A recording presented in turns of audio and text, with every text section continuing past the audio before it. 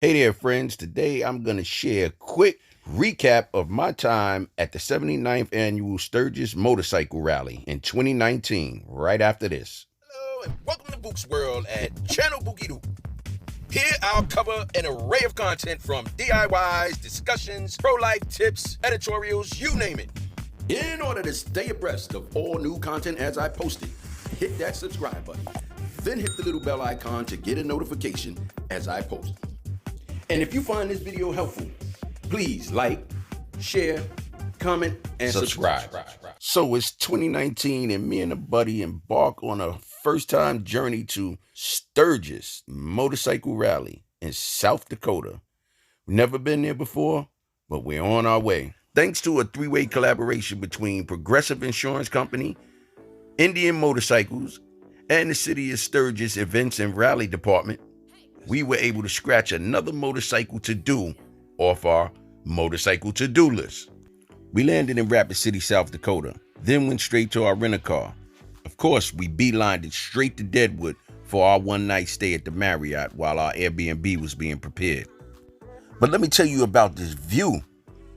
On the ride over, it's nothing that I could have imagined. It's everything that I used to see as a child on these cowboy and western shows. I mean, it's just flat plains, or everywhere you can see just land and mountaintops. Moving forward, we went to our hotel, dropped our bags, shot straight over to Sturgis so we could secure our bikes. While we were waiting for the bikes to be prepared, we decided to walk around and check out some of the scenes, some of the sights, and some of the nice bikes. It's so hard to deny some of the creative genius by some of these designers. We were just about ready to take it down, and then this happened. Yep, all access VIP passes to all events, shows, gatherings, anything that was going on for the rally that weekend. You name it, it was there for us to take advantage of, and believe we did. Now let's touch on some of the highlights of this trip. Now, if you know me, you know I like to ride. I'm not a sit-around type of dude. I like to ride, and there was nothing but quality riding out here. A lot different from riding in the New York City area where, you know, a lot of potholes. This was just road and fresh air. And let's go. Get on that bike and ride. So before taking in the meat and potatoes of Sturgis, you know, the vendors and the eateries and stuff like that, we decided to get on these bikes and we took a ride.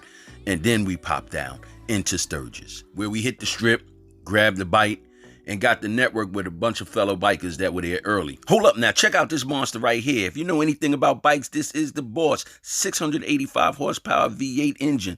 And this baby right here, I call a Reaper. Nice, sleek, dark, and sexy. Yeah. Either one of these bikes can find their way under my Christmas tree and I won't be mad. Now back to our regular scheduled program and one of the highlights of this event, our ride to Mount Rushmore. How often will we make it to South Dakota?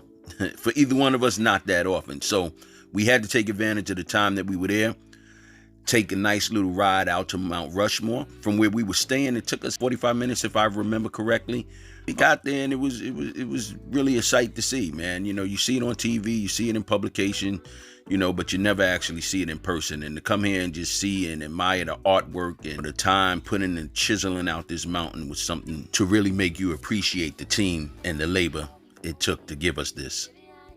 Now, Mount Rushmore was the only tour that we had planned for the day, but in true fashion, you know, we get to talking, get to meet people, and found out that there are some other sites that were right out in the same area that we were in, you know, with a little bit of riding. So what we found out is, number one, that there was another mountain called Iron Horse. So we started to go straight to Iron Horse, but met another few riders that started talking about Needles Highway. Neither one of us had an idea what Needles Highway was. No idea at all, but it was explained to me. And after the explanation, I kind of realized that it's similar to the Tail of the Dragon back on the East Coast. So as the spontaneous person and spontaneous friend of mine, we just said, all right, let's go. Let's do it. So we headed out for Needles Highway. The ride was ridiculous. I mean, the ride just to get to Needles Highway made me believe we were on Needles Highway. And we actually weren't on Needles Highway. We were just on roads trying to get to Needles Highway. Okay, this is just another shot I gotta show y'all. This is from the phone, you know, but I'm a little calmed down, a little bit Earlier, I was a little bit hyped up, and you know, that part is out of my system until I hit this hairpin turn right here, and then I'm gonna show y'all some woo, yo, okay. Now, for you people that haven't been riding with me for the last 20 minutes, we done hit the Needle Highway out here in South Dakota. This actually was never on my motorcycle bucket list, but I'm glad I'm here now. Actually, I was supposed to hit Tail of the Dragon first, then back of the dragon, and now I found the Needle Highway. So here I am. I'm up on the Needle Highway. I wish I could have shown you some of these cliffs that are way down here. Actually, you can't see it, but from this road right here, it did a hairpin turn to that road down there, which I came from another hairpin turn, to just a 2-lane way with a million-mile drop. I don't even know how high to say I am. You know, we're at some crazy altitude, and we're about trying to get up to even a crazier altitude. All right, so we're just coming from Mount Rushmore. Yeah, we hit Mount Rushmore. We were on our way to Crazy Horse to see what Crazy Horse is all about, and you know, we met a few people on the way, and they mentioned the Needle Highway. So, you know, here's the two veterans. They didn't know each other, but they're veterans, so they do what veterans do.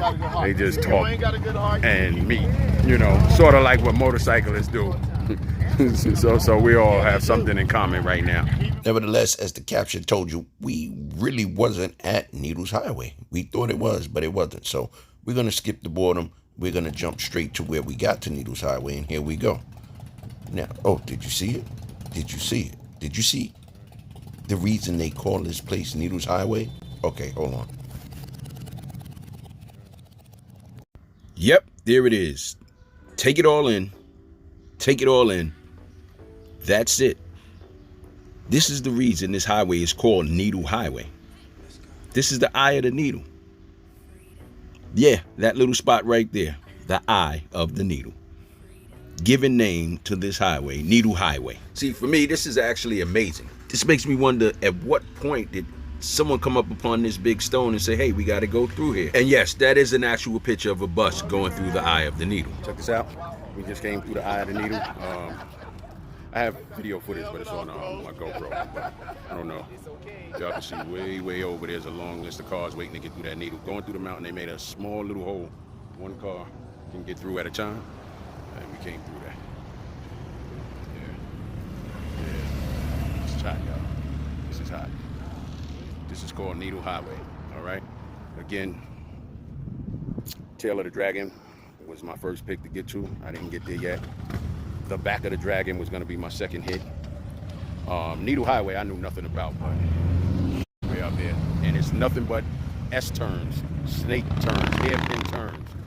All right, this is a beautiful spot, y'all. I don't know how far back y'all can see down, but these 2-lane highways, some of them are 1-lane highways, and it's just a drop till you stop.